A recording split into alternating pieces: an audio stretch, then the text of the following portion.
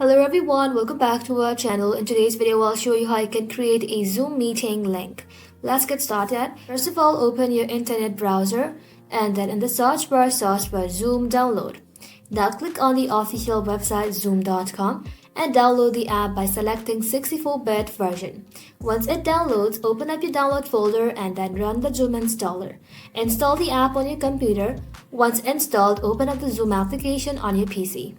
Just like that, tap on New Meeting and then tap on Start. Once your meeting opens up, you are ready to generate an invite link. To invite others, simply tap on Meeting Info and here you will find your invite ID, your meeting password, and your invite link. All you have to do is simply copy this link and send it to anyone you want to join your meeting. That's it.